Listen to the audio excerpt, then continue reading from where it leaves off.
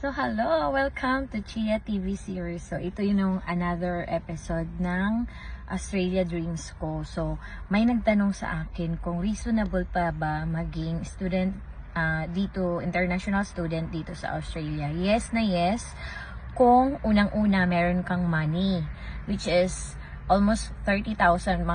Ang required kasi nila sa show money sa isang estudyante is nasa 29,710. Before, 24 lang yun. Pero, dapat ngayon, sobrahan mo na. Gawin mo na sigurong, hindi lang, kapag primary student ka, what if kung may partner ka pa, at saka anak. So, additional yan. So, kung primary student, almost nasa 30k Australian dollar, ikaw na mag-compute. And then, kung may partner ka pa, dagdag pa ng 10,000. Plus, idagdag mo pa initial tuition fee mo sa school. Depende kasi yan. Huwag kang mag-ano kung how much pa talaga iba-budget. Siguro, kung initial tuition fee sa vocational course, depende yan. Case to case. So, for sure, may mga offshore prices kasi na iba. May iba 5,000, 7,000, 8,000. May iba 15. More or less sa mga na-research ko before, ang mga initial tuition fee kapag offshore is nasa 5,000, 6,000, 7,000 Australian dollar. Ikaw na mag-compute niyan. Tapos, pangatlong paghandaan mo aside from show money na yung nabanggit ko. Tapos, initial tuition fee. Pangatlo is insurance. Kung single insurance, pumunta ka sa Overseas Student Health Cover or OSHC. Yun yung tinatawag kasi required po yan. Hindi ka makapag-lodge kapag wala yan. So, yun yung yun yung mga steps, step by steps, no? So, meron ka ng insurance. Sa insurance, kailangan kung ano yung COE. For example, meron ka na, nakabayad ka ng initial tuition fee mo. Ang intake na kukunin mo is, dapat kung nagsisimula ka na ngayon, more than 9 months na intake or next year na intake, better kuhain mo. Kasi hindi agad-agad ang result. Para to sa mga offshore kasi hindi na to required para sa onshore, no? Kasi malapit na mag-July 1 next week na. So, meron ka ng pang show money, initial tuition fee, insurance. Minsan ang insurance, atras ka lang ng, kung sa COE mo, atras ka ng 1 week. For example, July 1 July 15 na kalagay, July 15 mag-start ka na, mag-atras ka lang ng 1 week. Tapos, plus 2 months kung kailan mag-e-end yung COE mo. Kasi basta ganun lang yung gawin mo, day. Kasi na-research ko na yan para pag i-approve ni visa officer yung visa mo, kailangan may 2 months allotted siya para mapa-extend yung visa mo. So, kung meron ka ng insurance, pwede ikaw ang mag-purchase para if ever na mag-aatras ka, hindi ka natutuloy. Kasi marami akong nabasa ng mga international student na hindi na nakapaghantay. Kasi pag sumugal ka dito, kailangan buong-buo, hindi yung sa kalagitnaan ng utang na o kaya surrender. No retreat, no surrender. Kasi dito talaga, hindi lang isang butas ng karayom ang papasukan mo sa Australia Dreams. Marami pang pagsubok. Kung dyan pa lang sa Pinas, natitibag ka na sa maliliit na mga trials, how much more pag andito ka na? Ang daming adjustment, weather, pera, tao, culture, language barrier, lahat-lahat day. Kaya alamin mo yun lahat-lahat, no? So, kung meron ka ng insurance nun, paghandaan mo rin yung medical fee at saka visa fee ng student visa mo. So, yun yung dapat mong paghandaan kasi nga, magpapamedical ka pa dyan sa Pilipinas. Pag once na lodge na yung student visa mo, tapos yung visa fee kasi, plus, may agent fee ka pa kung kumuha ka ng agent. Ang reasonable price sa agent kung mag-i-agent ka, no, nasa 550 lang na Australian dollar or let's say 25,000 peso, 20,000 peso. Pag 30,000 peso and beyond that, yung professional fee nila, napakaano na yun, sobrang mahal na yun masyado para sa akin, ha.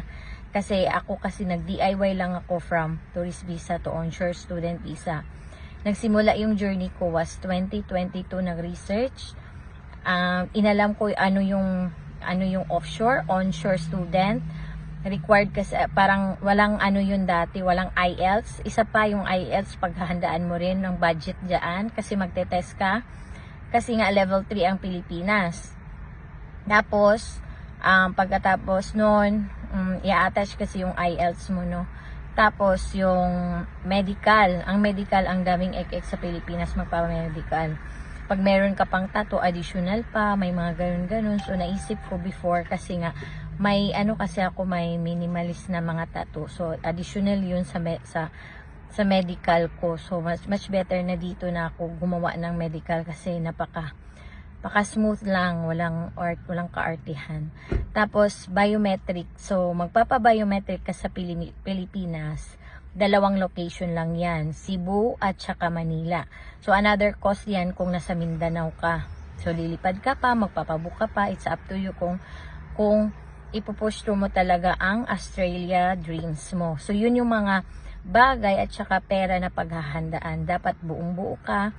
Dapat yung decision mo, buong buo din. Kasi kami, before pumunta dito is, ni-research ko lahat para kung mag-risk ka man ng pera, at least worth it, 'di ba? At saka make it strong yung application mo. So paano mapa-strong yung application mo? Dapat in line with your background at saka in line with your experiences. What if kung hindi in line with my experiences at saka natapos or mga ganun?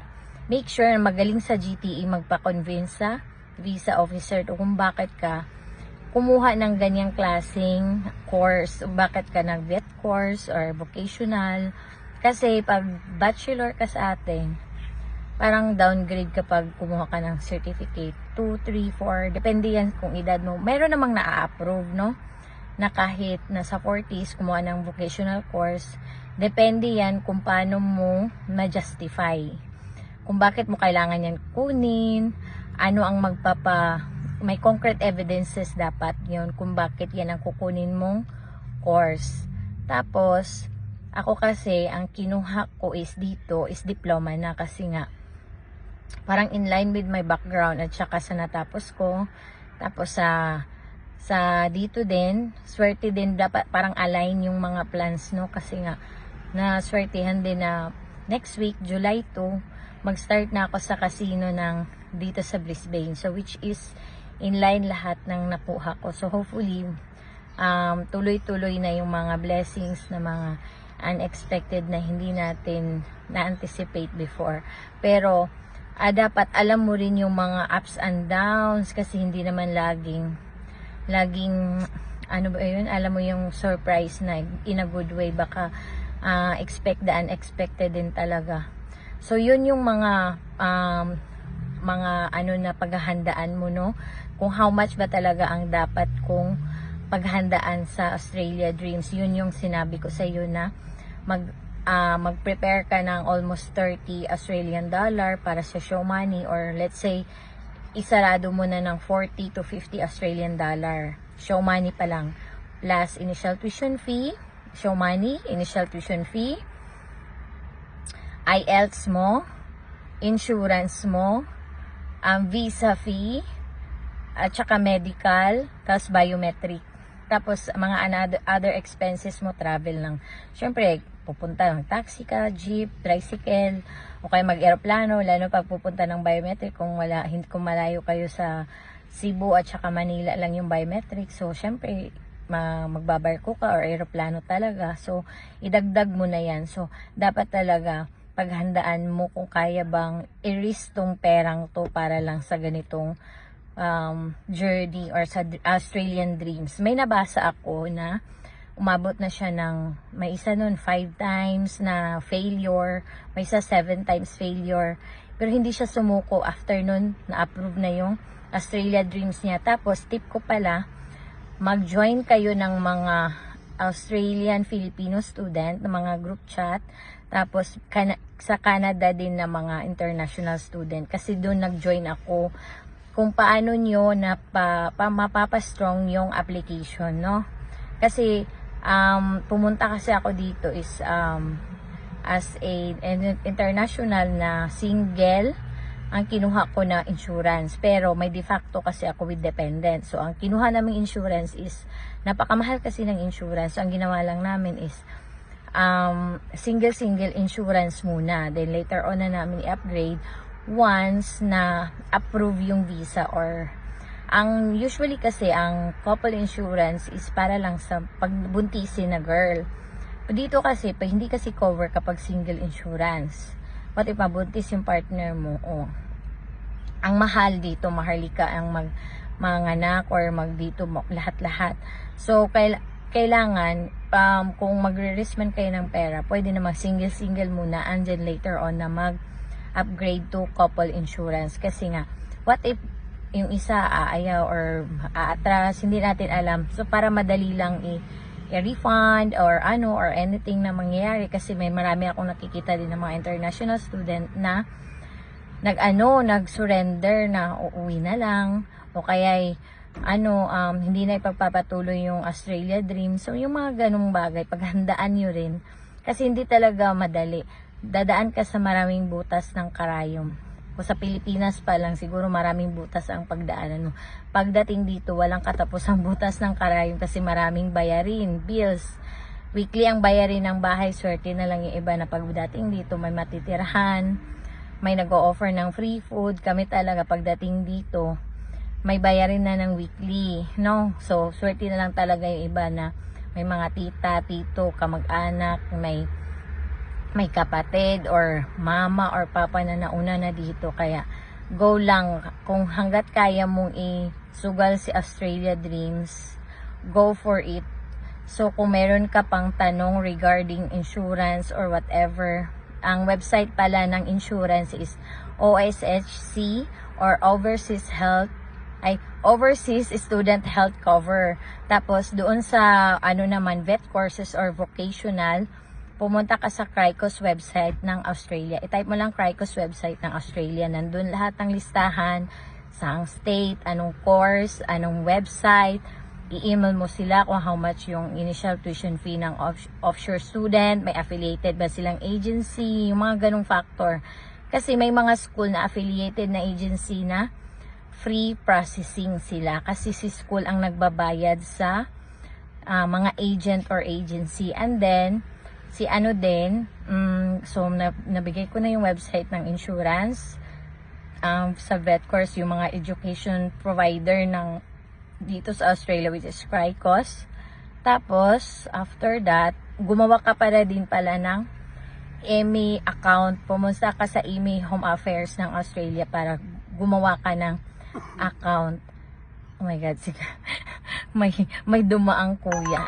Anyway, thank you for now and salamat sa pag-support ng aking social media Chia TV series. Hanggang sa muli. Bye-bye!